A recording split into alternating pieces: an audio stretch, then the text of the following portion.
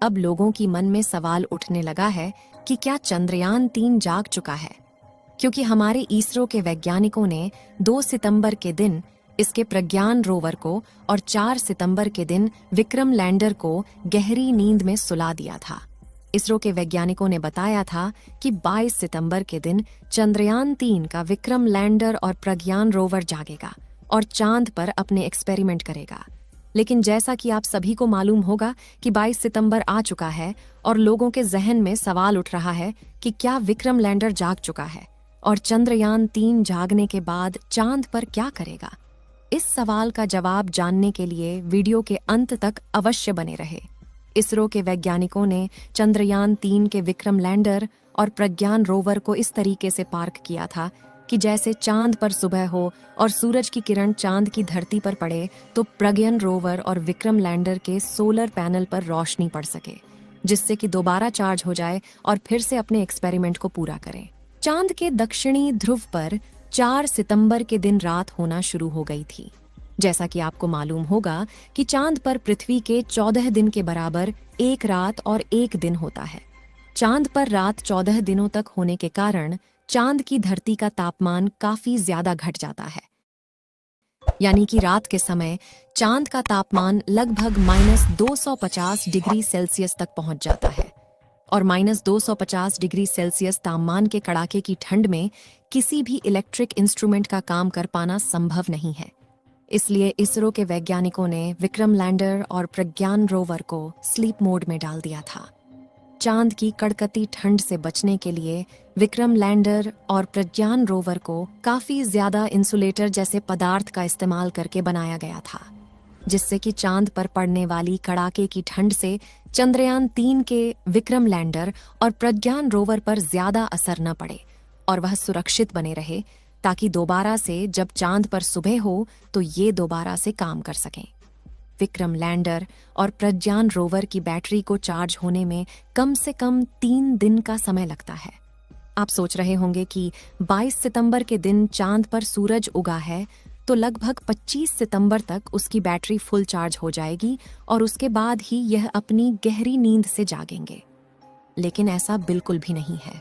इसके लिए आपको बता दें कि चांद के दक्षिणी ध्रुव पर 19 सितंबर के दिन ही सूरज निकल चुका था और अब चांद पर सूरज को निकले करीब 3 दिन हो चुके हैं और अब तक चंद्रयान 3 के विक्रम लैंडर और प्रज्ञान रोवर की बैटरी पूरे तरीके से चार्ज हो चुकी है।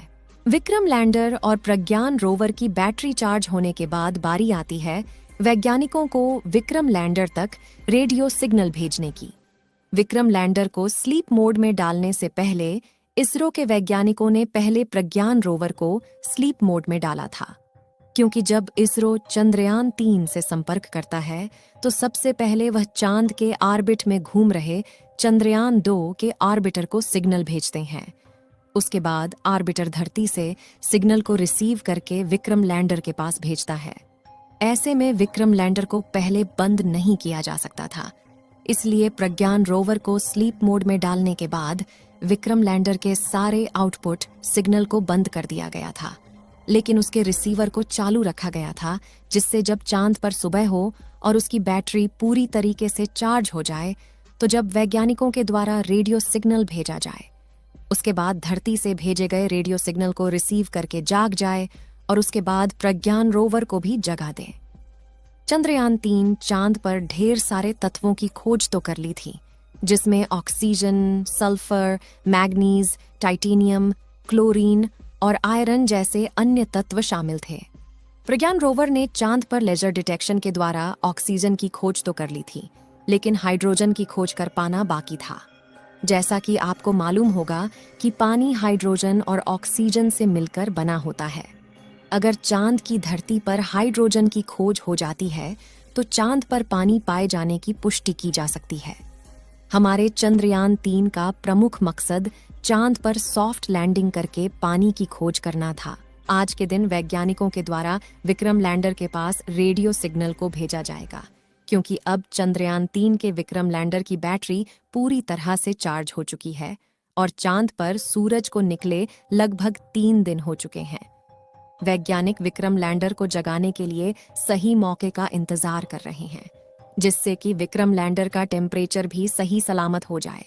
जैसा कि हमने बताया कि चांद के दक्षिणी ध्रुव का रात में तापमान -250 डिग्री सेल्सियस पहुंच जाता है और अभी चांद पर सुबह हुए केवल 3 दिन हुआ है और अब 14 दिनों तक सूरज निकला रहेगा। इस बार प्रज्ञान रोवर और विक्रम लैंडर 500 मीटर की दूरी तक जाकर चांद की अलग अलग जगह का डाटा इकट्ठा करके वैज्ञानिकों तक जानकारी भेजेगा। जब वैज्ञानिकों ने चंद्रयान-3 लैंडर और रोवर को स्लीप मोड में डाला था तो उसकी जगह को चेंज करके एक समतल जगह पर किया गया था, जिससे कि सूरज की रोशनी उनके सोलर पैनल पर पूरी तरीके से पड़ सके। विक्रम लैंडर में 3 सोलर पैनल लगाए गए हैं, जिससे कि अगर सूरज की रोशनी का एंगल तिरछा भी रहता है तो किसी भी एंगल से किसी न किसी सोलर पैनल पर उसकी रोशनी पड़ती रहेगी और वह चार्ज होता रहेगा।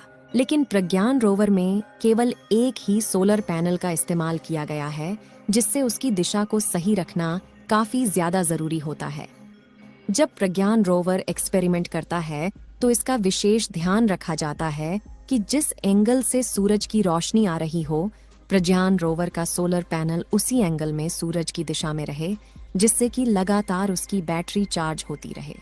जबकि विक्रम लैंडर में इसका ध्यान नहीं रखना होता है, क्योंकि विक्रम लैंडर को एक स्थान पर खड़े रहकर चांद की धरती का तापमान और प्लाज्मा रेडिएशन जैसे डाटा इकट्ठा करना होता है। अब आप सोच रहे होंगे कि जब उनकी बैटरी पूरी तरह से चार्ज हो चुकी है तो उन्हें अब जाग जाना चाहिए, लेकिन अभी तक वह चंद्रयान-3 क्यों नहीं जागा है?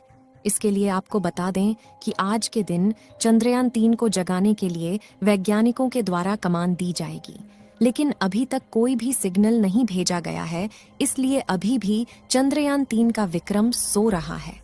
भारत के सभी लोगों में डर का माहौल है कि चंद्रयान-3 आज के दिन जागेगा या फिर नहीं, क्योंकि जब तक वैज्ञानिकों के द्वारा चंद्रयान-3 से संबंधित कोई भी जानकारी नहीं दी जाती है, तब तक हमें सही जानकारी मालूम नहीं चलेगी कि हमारे चंद्रयान-3 का विक्रम लैंडर अभी भी सही सलामत बचा हुआ है या फिर चांद पर कड़ाके की ठंड में नष्ट हो चुका है।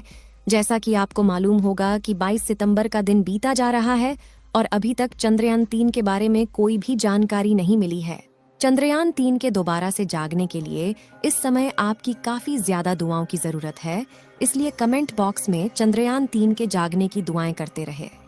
इस वीडियो को एक लाइक जरूर करें और अपने मित्रों तक इस वीडियो को शेयर करें, ताकि उन्हें भी जानकारी मिल सके, और अपने भरोसेमंद चैनल को सब्सक्राइब जरूर करें और बेल आइकन को ऑल पर सिलेक्ट करना बिल्कुल ना भूलें। मिलते हैं किसी और नॉलेजेबल वीडियो के साथ। वीडियो को अंत तक देखने के लिए धन्यवाद।